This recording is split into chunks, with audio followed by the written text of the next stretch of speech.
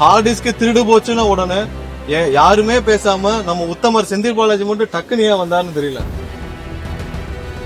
செந்தில் பாலாஜி தான் திருடுனான்னு யாராவது சொன்னாங்களா, இல்ல செந்தில் பாலாஜி சொல்லிதான் யாராவது திருடுனாங்கன்னு சொன்னாங்களா? எல்லாருக்கும் ஒரு சந்தேகம் வந்து இவர் ஏன் திடீர்னு வந்து பதில் சொல்றாங்க. கண்டிப்பா ஒரு சில நாட்கள்ல எந்த டேட்டா மிஸ் ஆச்சுன்னு சொல்ற இதை வந்து நாங்க வேலிடேட் பண்ணி உங்களுக்கு அறிவிப்போம். விசாரணை நல்லபடியாக முடிய வேண்டும் என்று தான் நாங்களும் காத்துட்டு இருக்கோம். இந்த இடத்துலயும் வந்து யாரும் தப்பிக்க விடக்கூடாது. நான் தான் சொன்னேன், நம்ம உத்தமர் செந்தில் பாலாஜிக்கு வந்து ஹார்ட் டிஸ்க் திருடு போச்சுன்னா உடனே யாருமே பேசாம நம்ம உத்தமர் செந்தில் பாலாஜி மட்டும் டக்குனு ஏன் வந்தாருன்னு தெரியல. அவர் யாராவது கூப்பிட்டாங்களா, இல்ல செந்தில் பாலாஜி தான் திருடுனான்னு யாராவது சொன்னாங்களா, இல்ல செந்தில் பாலாஜி சொல்லிதான் யாராவது திருடுனாங்கன்னு சொன்னாங்களா? யாருமே இல்லாமல் நானும் அதுக்கு முன்னாடி என்ன பிரச்சனை சொன்னேன், காவல்துறை விசாரிச்சுட்டு இருக்காங்க, விசாரணை முடிய பிறகு சொல்றோம்னு சொன்னோம். டக்குன்னு செந்தில் பாலாஜி வந்து திசை திருப்பன் ஏன் உடனே வந்து ஆஜரானான்னு தெரியல. உத்தமர் செந்தில் பாலாஜிக்கு வந்து முதல்ல என்ன நடந்துச்சுன்னு விசாரணை முடியட்டும், முடிஞ்ச பிறகு தெரியும். இப்ப எதுவுமே சொல்லாமல் திடீர்னு செந்தில் பாலாஜி ஆஜரானதுல இருந்து எல்லாருக்கும் ஒரு சந்தேகம் வந்து இவர் ஏன் திடீர்னு வந்து பதில் சொல்றாங்க. அதான் நிறைய பேர் பத்திரிகையிலும் போட்டிருந்தாங்க, திடீர்னு ஏன் செந்தில் பாலாஜி வந்து இந்த விவரத்துல ஆஜராகி இப்ப சொல்றாருன்னு. எந்த இடத்துலயும் வந்து நாங்களும் விசாரணை முடியட்டும் தான் சொல்லியிருந்தோம். திடீர்னு ஏன் செந்தில் பாலாஜி அன்னைக்கு வந்து பிரஸ் மீட்ல இதை வந்து பேச வேண்டிய கட்டாயம் என்ன, அவ்வளவு பயம் செந்தில் பாலாஜி?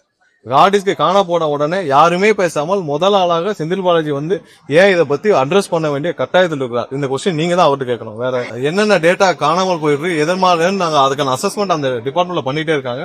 கண்டிப்பா காவல்துறையும் முழு அளவுல அதுல வந்து விசாரணை நடத்திட்டு வராங்க. முதல்வரும் அது தினந்தோறும் வந்து என்ன மாதிரியான டேட்டா திருடி இருக்குன்னு ஃபாலோ பண்ணிட்டு இருக்காங்க. கண்டிப்பா எல்லாரும் எந்த இடத்துலயும் வந்து யாரும் தப்பிக்க விடக்கூடாது. அந்தந்த ஹார்ட் டிஸ்க்ல இருக்க டேட்டா ஹார்ட் காப்பி ஆச்சுன்னா அதெல்லாம் ரெக்கவர் பண்ற ப்ராசஸ்லயும் இருக்கு. கண்டிப்பா ஒரு சில நாட்கள்ல எந்த டேட்டா மிஸ் ஆச்சுன்னு சொல்ற இதை வந்து நாங்க வேலிடேட் பண்ணி உங்களுக்கு அறிவிப்போம். யாரு வேணாலும் அரசியல் கட்சி துவங்கலாம், அவங்களுக்கு அந்த முழு சுதந்திரம், அது அவங்களுடைய கட்டாயம், அவங்களுடைய காலத்தின் கட்டாயம், அவங்களுடைய தேவை. அது நம்மள யாரு வேணாலும் கட்சி துவங்கலாம், அதுக்கு 100% ஸ்பேஸ் இருக்கு, சுதந்திரம் இருக்கு.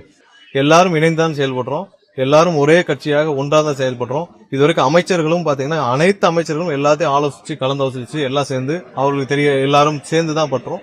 கண்டிப்பாக இது ஒரு முழு அளவிலான ஒரு வித்தியாசமான அரசாக இருக்கும், வித்தியாசமான ஒரு கேபினெட்டா இருக்கும்.